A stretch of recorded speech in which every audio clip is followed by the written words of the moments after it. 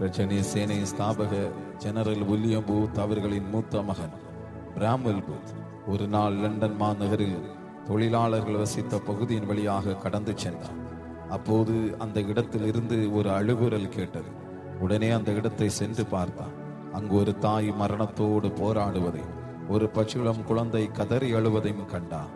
அவர் அந்த குழந்தையை எடுத்து தனது சகோதரி எம்மா பூத்திடம் கொடுத்தார். அக்குழந்தை எம்மா பூத்தின் பொறுப்பில் வளர்க்கப்பட்டது. அக்குழந்தைக்கு ஹாரி ஆண்ட்ரூஸ் என்று பெயரிட்டார். கமிஷனர் பூத்தக்கர் அவர்கள் எம்மா பூத் அவர்களை திருமணம் செய்த போது எம்மா பூத் அவர்கள் கணவனோடு கூட சேர்ந்து இந்தியா வந்தார். அவர்கள் வளர்த்த ஹாரி ஆண்ட்ரூஸும் இந்தியா வர வேண்டிய சூழல் வந்தது. இந்தியா வந்த அவர் மும்பையில் ரட்சணிய சேனை உத்தியோகஸ்தனாக மாறினார்.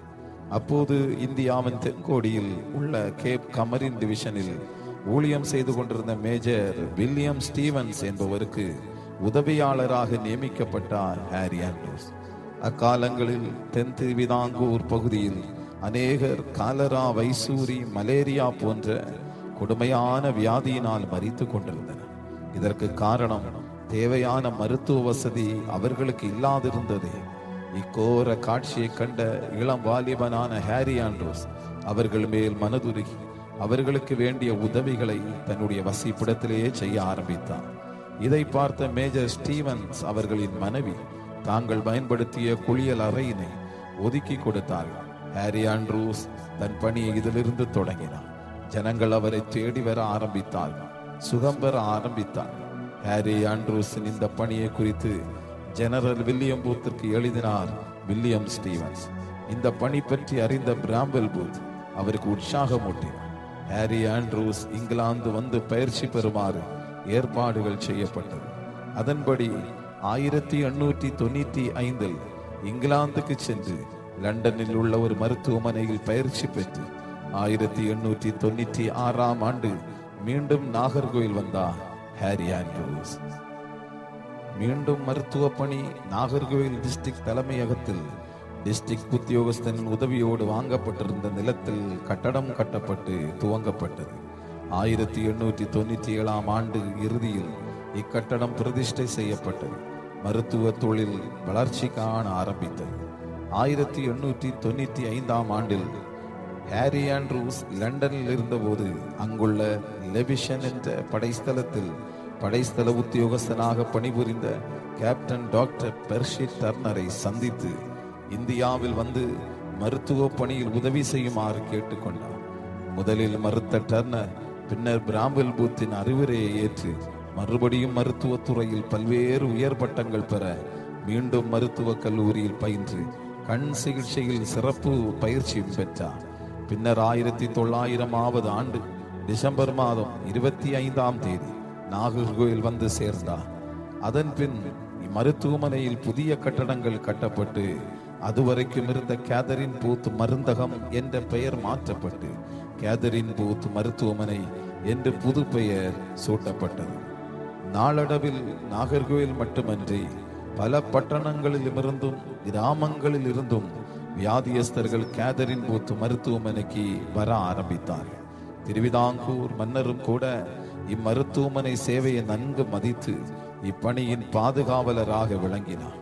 இம்மருத்துவமனைக்கு தேவையான சில கட்டடங்களையும் மன்னர் கட்டி கொடுத்தார் என்பது வரலாறு.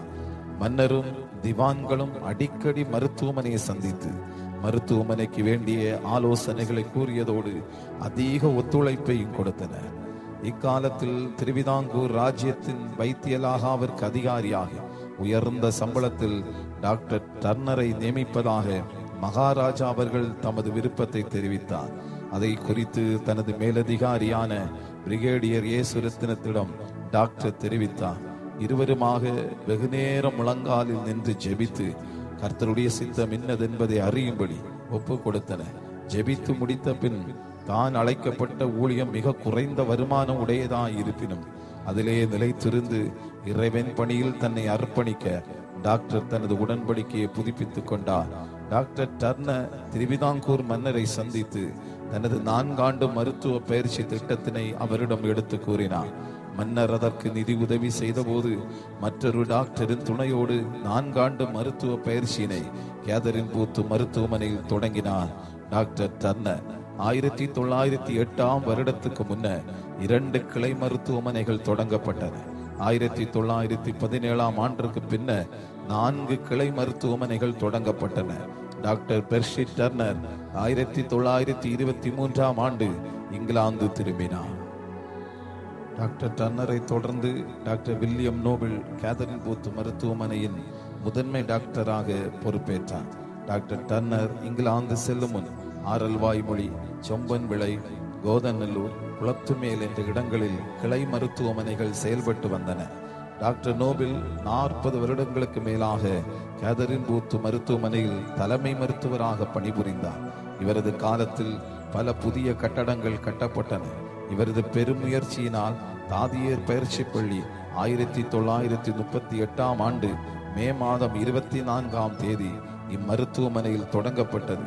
டாக்டர் நோபல் பணி செய்த காலம் மருத்துவமனை வளர்ச்சியில் வசந்த காலம் என்று கூறலாம். பிரபல மருத்துவ நோபலுக்கு பின்னர் doctor Harry Williams Catherine booth மருத்துவமனையின் பிரதம மருத்துவராக பொறுப்பேற்றார். இவரது காலத்தில் பிளாஸ்டிக் அறுவை சிகிச்சை முறை அறிமுகப்படுத்தப்பட்டது. அதோடு உடல் ஊனமுற்றோர் மற்றும் தொழில் நோயாளிகளுக்கு மறுவாழ்வு அளிக்கும் சிகிச்சையும் செய்யப்பட்டது. இந்த மாவட்டத்திலேயே இம்மருத்துவமனையில் தான் பிளாஸ்டிக் அறுவை சிகிச்சை முறை தொடங்கப்பட்டது. அதனால் அநேகருடைய உடல் உறுப்பு அமைப்புகள் சரி செய்யப்பட்டன. இவரது காலத்தில் காலத்திற்கேற்ப பழைய கட்டடங்கள் இடிக்கப்பட்டு நல்ல வசதிகளுடன் புதிய கட்டடங்கள் கட்டப்பட்டன. புதிய கட்டடங்கள் மருத்துவமனையின் தோற்றத்தை அழகுபடுத்தியது. மகப்பேறு பகுதி, தாதியர் பயிற்சி பள்ளி, சிறுவர் மருத்துவ பகுதி, ஆண்கள் அறுவை சிகிச்சை பகுதி முதலியவைகள் இவருடைய காலத்தில் கட்டப்பட்ட முக்கிய இடங்களாக மாறின.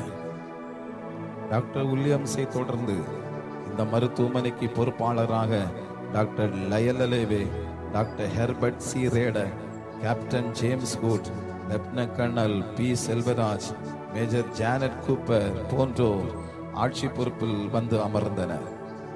இந்த 2024 வருடத்தில் மேஜர் சுவாமிதாஸ் அவர்கள் ஆட்சியாளராக பொறுப்பேற்று மருத்துவமனையை வழிநடத்தி கொண்டிருக்கிறார்கள்.